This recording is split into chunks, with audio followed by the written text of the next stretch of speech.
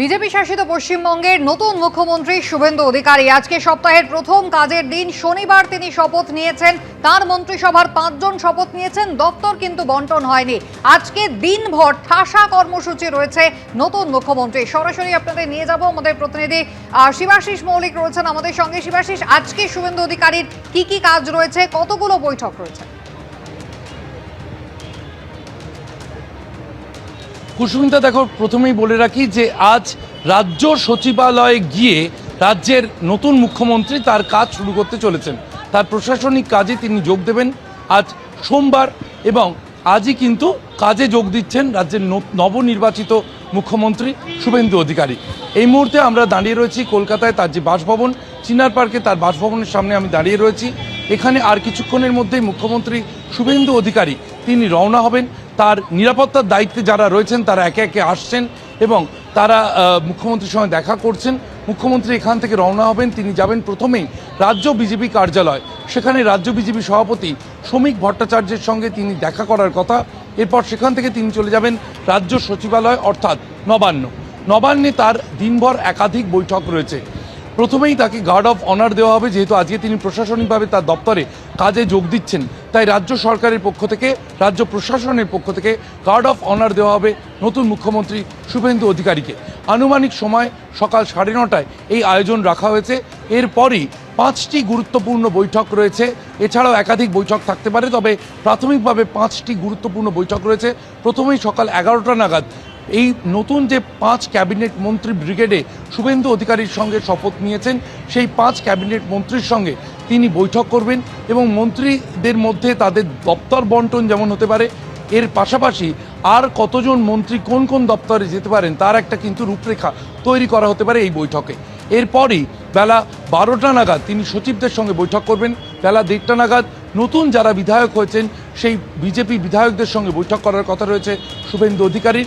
বিকেল 4টে নাগাদ জেলার শাসকদের সঙ্গে বৈঠক করবেন রাজ্যের মুখ্যমন্ত্রী, এবং সর্বশেষ বিকেল 5টা নাগাদ পুলিশ কর্তাদের সঙ্গে, মূলত রাজ্য পুলিশের ডিজি, তাছাড়াও বিভিন্ন জেলার এসপি, বিভিন্ন কমিশনারেটের পুলিশ কমিশনার, তাদের সঙ্গে বৈঠক করবেন মুখ্যমন্ত্রী। আইন শৃঙ্খলার উন্নতি করার জন্য আজকে থেকেই কিন্তু উদ্যোগী হচ্ছেন মুখ্যমন্ত্রী শুভেন্দু অধিকারী, এবং সার্বিকভাবে পুলিশকে তিনি কি নির্দেশ দেন সেদিকে তাকিয়ে রয়েছে সকলে। এই 5টি গুরুত্বপূর্ণ বৈঠক রয়েছে নবান্নে আজকে, যেখানে মুখ্যমন্ত্রী উপস্থিত থাকবেন। এছাড়াও একাধিক বৈঠক তিনি করতে পারেন আজকে। শিবাশিস, ধন্যবাদ। বদলের পশ্চিমবঙ্গে পোস্টাল ব্যালটও জোর ধাক্কা খেয়েছে তৃণমূল, সেখানেও স্পষ্ট প্রতিষ্ঠান বিরোধিতা। এই কথা বলছে নির্বাচন কমিশনের পরিসংখ্যান। কমিশন সূত্রে খবর, পোস্টাল ব্যালটে মোট ভোটের 80% গেছে তৃণমূলের বিপক্ষে। বেশিরভাগ আসনেই ধাক্কা খেয়েছে তারা। যে কর্মচারী সমাজ একদম উজাড় করে এই যে বিজেপিকে পোস্টাল ব্যালটে ভোট দিয়েছে, এর মধ্যে কোনো কিন্তু নেই। যে সরকার দিয়ে দিতে পারে না, তার ক্ষমতায় থাকার অধিকার নেই, কর্মচারীরা সেটাই মেনে ওনাকে নামিয়ে দিয়েছেন পোস্টাল ব্যালটের মাধ্যমে। 26-এর ঐতিহাসিক ভোটে রাজনৈতিক পালাবদল হয়েছে রাজ্যে। পশ্চিমবঙ্গে প্রথমবারের জন্য ক্ষমতায় এসেছে বিজেপি। মোট ভোটের প্রায় 46% পেয়েছে বিজেপি। সেখানে তৃণমূলকে থামতে হয়েছে প্রায় 41% ভোট পেয়ে। নির্বাচন কমিশনের পরিসংখ্যান বলছে, বদলের পশ্চিমবাংলায় পোস্টাল ব্যালটেও জোর ধাক্কা খেয়েছে তৃণমূল, সেখানেও স্পষ্ট প্রতিষ্ঠান বিরোধিতা। কমিশন সূত্রে খবর, পোস্টাল ব্যালটে মোট ভোটের 80%ই গেছে তৃণমূলের বিপক্ষে। বেশিরভাগ আসনেই ধাক্কা খেয়েছে তারা। তবে 26-এর ভোটের ভরকেন্দ্র ভবানীপুরে 9টি পোস্টাল ভোটে এগিয়েছিলেন মমতা বন্দ্যোপাধ্যায়। তিনি পেয়েছেন 463টি ভোট। শুভেন্দু অধিকারী পেয়েছেন 454টি। যাদবপুর বিধানসভা কেন্দ্রে বিজেপির ঝুলিতে গিয়েছে 975টি পোস্টাল ভোট। সেখানে তৃণমূল 696 এবং সিপিএম পেয়েছে 625টি পোস্টাল ভোট। রাসবিহারী কেন্দ্রে পোস্টাল ব্যালটের ভোটে বিজেপির স্বপন দাশগুপ্ত পেয়েছেন 725টি ভোট। তৃণমূলের দেবাশিস কুমার পেয়েছেন 592টি ভোট। বিধাননগরে তৃণমূলের সুজিত বসু পোস্টাল ব্যালটে ভোট পেয়েছেন 567টি ভোট। বিজেপির শারদত্ত মুখোপাধ্যায় পেয়েছেন 792টি। এই সবকটি কেন্দ্রেই তৃণমূলকে হারিয়ে জয়ী হয়েছে বিজেপি। মাননীয় প্রধানমন্ত্রী, মাননীয় স্বরাষ্ট্রমন্ত্রী, মানে দেশের, তারা এসে বারবার বলেছে যে আমরা নির্দিষ্ট নিয়ম মতো দিয়ে দেব এবং 45 দিনের মধ্যে বেতন কমিশন ঘোষণা করব। তৃণমূল সরকার একটা বেতন কমিশন পেয়েছে, 4 বছর পরে আমাদের দিয়েছে, এবং সেখানে উইদাউট ডিএ মানে ভাবাই যায় না, এতটা কিন্তু বঞ্চনা আমাদের যে সিপিএম সরকারও করেনি। কমিশনের পরিসংখ্যানে স্পষ্ট, শুধু সরকারি কর্মচারীরাই নন, পোস্টাল ব্যালটে বয়স্করাও পরিবর্তন চেয়েছেন। নন্দীগ্রাম আসনে শুভেন্দু অধিকারী পেয়েছেন 1332টি পোস্টাল ভোট, তৃণমূলের পবিত্র কর পেয়েছেন 899টি, কামারহাটিতে তৃণমূলের মদন মিত্র পেয়েছেন 324টি, বিজেপির ঝুলিতে গেছে 510টি পোস্টাল ভোট। ব্যারাকপুরে বিজেপি প্রার্থী কৌস্তব বাগচি পেয়েছেন 907টি পোস্টাল ভোট, সেখানে তৃণমূলের রাজ চক্রবর্তী ঝুলিতে গিয়েছে 551টি। পানিহাটিতে বিজেপি রত্না দেবনাথ 698টি পোস্টাল ব্যালটে ভোট পেয়েছেন। উল্টো দিকে 362টি পোস্টাল ভোট পেয়েছেন তৃণমূলের তীর্থঙ্কর ঘোষ। কমিশনের নিয়ম অনুযায়ী পোস্টাল ব্যালটে ভোট দেন সার্ভিস ভোটার, নির্বাচনী কাজে নিযুক্ত কর্মী, প্রবীণ ও বিশেষভাবে সক্ষম ভোটার, অত্যাবশ্যক পরিষেবা কর্মীরা। কিছু ক্ষেত্রে হোম ভোটিং ব্যবস্থাও চালু রয়েছে। ভোট গণনার পর দেখা যাচ্ছে জেলার অসংখ্য বিধানসভা আসনের পোস্টাল ব্যালটেও মাত করেছে বিজেপি। কেন্দ্র বারুইপুর পশ্চিম, তৃণমূল প্রার্থী বিমান বন্দ্যোপাধ্যায় পেয়েছেন 872টি ভোট, সেখানে বিজেপি পেয়েছে 1078টি ভোট। সোনারপুর দক্ষিণ কেন্দ্রে বিজেপির রূপা গঙ্গোপাধ্যায় পেয়েছেন 2002টি, তৃণমূল প্রার্থী লাভলি মৈত্র পেয়েছেন 833টি। বিরোধী ভোটটা বিজেপি নিতে সক্ষম হয়েছে। আমরা একটা কথা বারবার মঞ্চকে বলেছি, সবাইকে এই সরকারকে একটি ভোটও নয়, মানে বিগত সরকারকে। কোচবিহারের দিনহাটা আসনে তৃণমূলের উদয়ন গুহ পেয়েছেন 977টি পোস্টাল ভোট, বিজেপি প্রার্থী অজয় রায় পেয়েছেন 1460টি। আসানসোল দক্ষিণে বিজেপি প্রার্থী অগ্নিমিত্রা পাল পেয়েছেন 773টি ভোট, তৃণমূলের তাপস বন্দ্যোপাধ্যায় পেয়েছেন 396টি।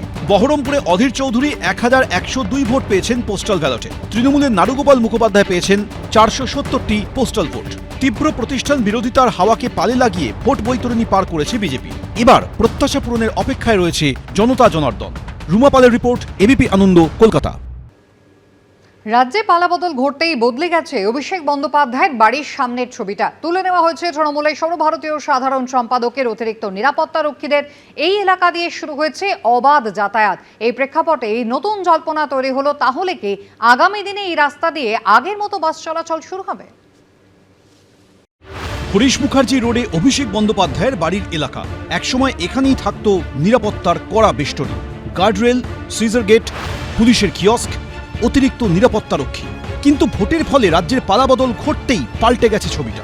Z+ নিরাপত্তা রেখে তুলে নেওয়া হয়েছে তৃণমূলের সর্বভারতীয় সাধারণ সম্পাদক অভিষেক বন্দ্যোপাধ্যায়ের অতিরিক্ত নিরাপত্তারক্ষীদের। তারপরেই এই এলাকা দিয়ে শুরু হয়েছে অবাধ যাতায়াত। একটা দিনও বাইক নিয়ে আমি দাঁড়াতে পারতাম না। কোনো বাড়িতে যেতে গেলে আমাদের ঘুরিয়ে যেতে হবে, প্রায় আরও 3 কিলোমিটার রাস্তা ঘুরতে হয়, আমাদের ঢুকতেই দিত না গলিতে। তো এত অত্যাচার করেছে এরা। পরিবর্তন হয়েছে, আমার খুব শান্তি পেয়েছি। এই প্রেক্ষাপটেই জল্পনা শুরু হয়েছে, তাহলে কি আগামী দিনে এই রাস্তা দিয়েও আগের মতো বাস চলাচল শুরু হবে? এই রুটেই কিন্তু একটা সময় বিভিন্ন জায়গা থেকে বাস চলাচল করত। নিরাপত্তার কারণ দেখিয়ে বিভিন্ন সংগঠনগুলোকে বলে দেওয়া হয়েছে হরিশ মুখার্জি রোড দিয়ে বাস চলাচল করবে না, এবং তার ফলে প্রত্যেকটি বাসকে নয় ঘুরপথে যেতে হয়েছে বা বেশ কিছু রুট বন্ধ হয়ে গিয়েছে। হরিশ মুখার্জি রোডের এই রাস্তা দিয়ে একসময় একাধিক গুরুত্বপূর্ণ রুটের বাস চলত। তার মধ্যে একাধিক ছিল হাওড়াগামী মিনি বাস, যেমন নাকতলা হাওড়া, হরিনাবি হাওড়া, কালীতলা হাওড়া। অন্যদিকে বাবুঘাট থেকে ডায়মন্ড হারবারগামী 76A বাসও যেত এই রাস্তা দিয়ে। ডালহৌসির যাওয়া 13 নম্বর বাসও এখান থেকেই ধরতে পারতেন যাত্রীরা। কিন্তু স্থানীয়রা বলছেন, বেশ কয়েক বছর ধরে এই রাস্তায় শুধু দেখা গেছে E1 রুটের বাস।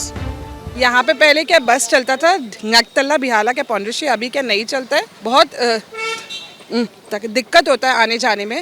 एजेड लोग को भी क्या बहुत दिक्कत होता है आने जाने में। एक समय हरीश मुखार्जी রুট দিয়ে গোটা 6-7 রুট চলতো। 6টা রুটের মধ্যে প্রায় 2-3টে রুট উঠেই গেছে, আর বাকি যে 2-3টে রুট যেটা আছে এরা কিছুটা ঘুরপথে যাচ্ছে। আমাদের কাছে কোনো উপায় ছিল না, নিরাপত্তার কারণে যদি কোনো রাস্তা যদি বন্ধ হয়ে যায় বা যদি ঘুরিয়ে যায়, সেটাকে আমাদের মাথা পেতে মেনে নিতে হয়েছিল। মমতা বন্দ্যোপাধ্যায় এবং অভিষেক বন্দ্যোপাধ্যায় দুজনই Z+ নিরাপত্তা পেতেন। সূত্রে খবর, কলকাতা পুলিশ এবং সিকিউরিটি কন্ট্রোল রিভিউ করতে গিয়ে দেখা গেছে তারা দুজনই অতিরিক্ত কিছু নিরাপত্তা পেতেন। এই প্রেক্ষাপটে বিধানসভা ভোটে তৃণমূল হারার পর হরিশ চ্যাটার্জি স্ট্রিটে মমতা বন্দ্যোপাধ্যায়ের বাড়ি, হরিশ মুখার্জি রোড এবং কালীঘাট রোডে অভিষেক বন্দ্যোপাধ্যায়ের বাড়ি এবং ক্যামাক স্ট্রিটে অভিষেক বন্দ্যোপাধ্যায়ের অফিসের সামনে থেকে সরিয়ে দেওয়া হয় অতিরিক্ত নিরাপত্তা।